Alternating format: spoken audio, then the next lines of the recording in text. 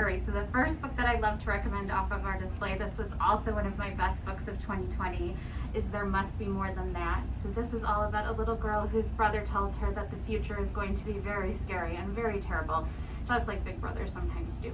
And so she runs to her grandma and asks if that's true, and her grandma tells her about all the possibilities that the future can hold. There's good ones and bad ones and in-between ones, lots of silly ones.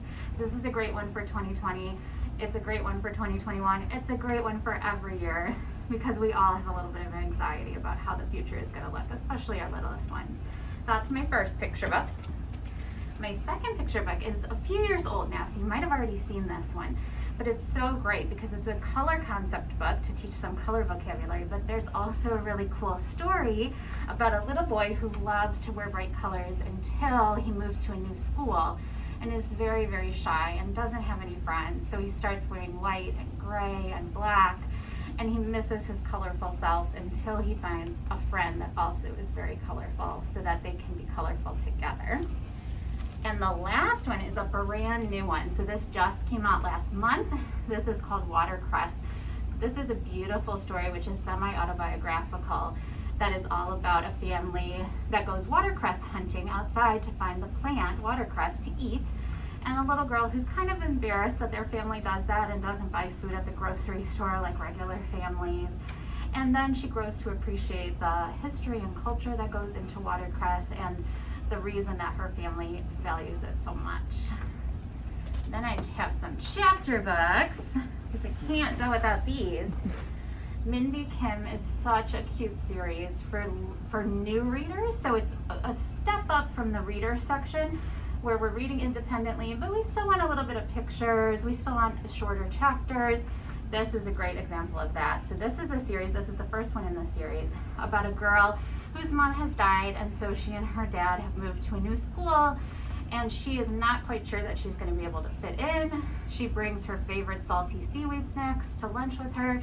Everybody makes fun of her, but pretty soon, once they have a taste, they are desperate for them. So she starts selling them to raise money to buy herself a puppy, which her dad kind of said that she wasn't allowed to have.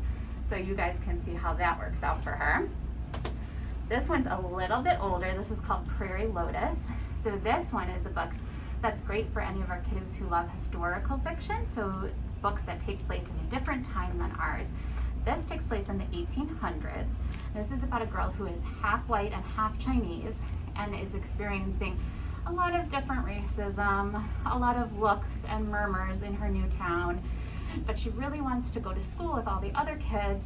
She also really wants to be a bigger part of her dad's tailoring business, her dad's designing clothes business, right? She's very good at it. Her mom was very good, and her mom has passed along all of her secrets. So she's trying to prove to her dad that she's big enough to be able to be part of the business.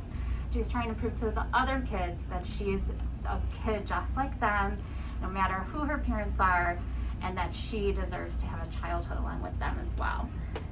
And the last one I have is Any Day with You. So this is a great one if we have kiddos who have a special relationship with their grandparents. This is all about a girl who's very into movie makeup, doing special effects movie makeup. She's entering a contest in the summer, a film festival, to try to win a prize with her friends. And she's finding out that her grandpa is not going to be living in the States anymore with her, that he's going to go back home. So she's dealing with the stress and sadness about that, and the stress of the competition, and all different kinds of growing up things, normal growing up things that everybody goes through.